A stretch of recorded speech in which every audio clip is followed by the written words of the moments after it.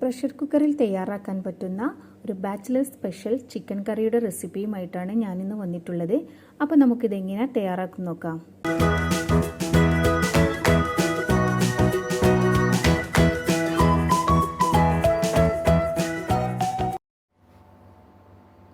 അപ്പോൾ ചിക്കൻ കറി റെഡിയാക്കാനായിട്ട് ഞാൻ കുക്കർ അടുപ്പിൽ വെച്ചിട്ടുണ്ട്.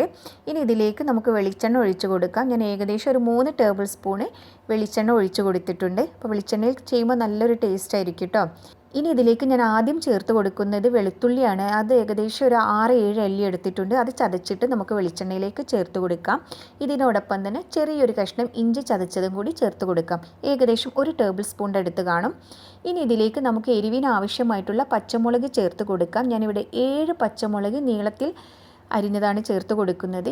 ഇതെല്ലാം കൂടി ചേർത്തിട്ട് നമുക്ക് നന്നായിട്ടൊന്ന് മൂപ്പിച്ചെടുക്കാം. ഇത് വെളിച്ചെണ്ണയിൽ കിടന്ന് മൂക്കുമ്പോൾ ഉണ്ടല്ലോ നല്ലൊരു സ്മെല്ലായിരിക്കും. അപ്പം നമ്മൾ സാധാരണ സവാളയൊക്കെ അല്ല ആദ്യം ഇട്ട് വഴറ്റാം. ആദ്യം ഈ ഇഞ്ചിയും വെളുത്തുള്ളിയും പച്ചമുളകും ഒന്നിട്ടിട്ട് നിങ്ങൾ ട്രൈ ചെയ്ത് നോക്കുക. നല്ലൊരു ടേസ്റ്റ് ആയിരിക്കും നമ്മുടെ ചിക്കൻ കറിക്ക്.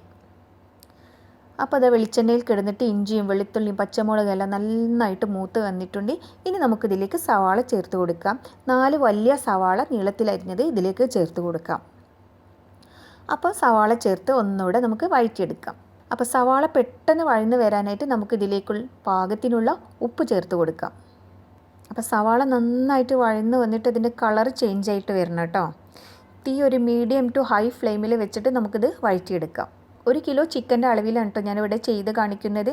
അപ്പോൾ നമ്മുടെ സവാള നന്നായിട്ട് വഴന്ന് വന്നിട്ടുണ്ട്. ഇനി ഇതിലേക്ക് 1/2 ടീസ്പൂണ് മഞ്ഞൾപ്പൊടി, 3 ടീസ്പൂണ് മുളക് പൊടി, 1/2 ടീസ്പൂണ് ഗരം മസാല, 1/2 ടീസ്പൂണ് പെരിഞ്ജീരകം പൊടിച്ചത്, അതായത് വലിയ ജീരകം പൊടിച്ചത്, ഇതെല്ലാം കൂടി ചേർത്ത് ഒന്നുകൂടെ നമുക്ക് വഴറ്റിയെടുക്കാം. ഇതിൻ്റെ എല്ലാം പച്ച ചുവ മാറിക്കിട്ടണം. അപ്പോൾ ഇതെല്ലാം വഴന്ന് വന്ന ശേഷം നമുക്കിതിലേക്ക് 2 മീഡിയം സൈസ് വലിപ്പമുള്ള തക്കാളി ചെറുതായിട്ട് അരിഞ്ഞതും കൂടി ചേർത്ത് കൊടുക്കാം. അപ്പോൾ തക്കാളി ചേർത്ത് വഴന്ന് വന്നാൽ നമുക്കിതിലേക്ക് കഴുകി വൃത്തിയാക്കി വെച്ചിരിക്കുന്ന ചിക്കന് ചേർത്ത് കൊടുക്കാം. ഞാൻ ചിക്കന് ചെറിയ ചെറിയ പീസായിട്ടാണ് കേട്ടോ ഇവിടെ കട്ട് ചെയ്തെടുത്തിട്ടുള്ളത്. അപ്പോൾ 1 കിലോ ചിക്കനാണ് ഞാനിവിടെ എടുത്തിട്ടുള്ളത്. ഇനി ഇതിലേക്ക് നമുക്ക് കുറച്ച് കറിവേപ്പിലയും കൂടി ചേർത്ത് നന്നായിട്ടൊന്ന് മിക്സ് ചെയ്ത് കൊടുക്കാം.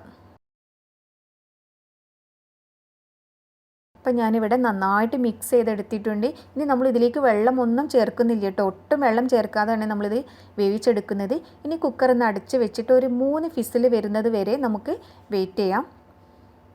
അപ്പോൾ അത് 3ാമത്തെ ഫിസിൽ വന്ന് ഞാനിവിടെ ഓഫാക്കിയിട്ടുണ്ട്. ഇനി ഇതിൻ്റെ പ്രഷർ പോയ ശേഷം നമുക്കിത് തുറക്കാം.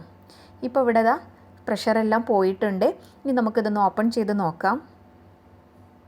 നല്ല അടിപൊളി സ്മെല്ലൊക്കെയാണ് വരുന്നത്. നമ്മുടെ നല്ല ടേസ്റ്റി ആയിട്ടുള്ള ചിക്കൻ കറി ഇവിടെ റെഡി ആയിട്ടുണ്ട്. കണ്ടോ, നമ്മൾ ഒട്ടും തന്നെ വെള്ളം ചേർത്തിട്ടില്ല. പക്ഷേ ചിക്കനിൽ നിന്ന് തന്നെ ഒരുപാട് വെള്ളം ഇറങ്ങി വരും. ഇനി ഇതിൻ്റെ മുകളിൽ നമുക്ക് കുറച്ച് മല്ലിയിലയും കൂടി ഇട്ട് കൊടുക്കാം. കണ്ടില്ലേ, ഒരുപാട് വെള്ളം ഇറങ്ങി വന്നിട്ടുണ്ട്. നമ്മൾ ഒട്ടും തന്നെ വെള്ളം ചേർക്കാതെയാണ് ഇത് വേവിച്ചെടുത്തിട്ടുള്ളത്. ഇനി ഇതെല്ലാം കൂടി ചേർത്ത് നന്നായിട്ടൊന്ന് മിക്സ് ചെയ്ത് കൊടുക്കാം. ഇതിൽ ഉപ്പ് കുറവാണെങ്കിൽ നിങ്ങൾക്ക് ഈ സമയത്ത് ഉപ്പൊക്കെ ചേർത്ത് കൊടുക്കാവുന്നതാണ് കേട്ടോ. അപ്പോൾ നല്ല ടേസ്റ്റി ആയിട്ടുള്ള നമ്മുടെ ബാച്ചിലേഴ്സ് സ്പെഷ്യൽ ചിക്കൻ കറി ഇവിടെ റെഡി ആയിട്ടുണ്ട്. ഒരു 3 ഫിസിൽ വരുമ്പോൾ തന്നെ ഇത് നന്നായിട്ട് കുക്കായിട്ട് വരും കേട്ടോ. അപ്പോൾ എല്ലാവരും ഒന്ന് വീട്ടിൽ ട്രൈ ചെയ്ത് നോക്കൂ. പെട്ടെന്ന് തന്നെ റെഡിയാക്കി എടുക്കാം നമുക്ക് കുക്കറിലൊക്കെ ചെയ്യുമ്പോൾ. അപ്പോൾ നിങ്ങൾക്ക് എൻ്റെ വീഡിയോ ഇഷ്ടപ്പെട്ടിട്ടുണ്ടെങ്കിൽ ലൈക്ക് ചെയ്യാനും കമൻറ്റ് ചെയ്യാനും അതുപോലെ തന്നെ ഫ്രണ്ട്സൊക്കെ ആയിട്ട് ഷെയർ ചെയ്യാനും മറക്കരുത്. ഇനി പുതിയൊരു റെസിപ്പിയുമായിട്ട് നമുക്ക് വീണ്ടും കാണാം.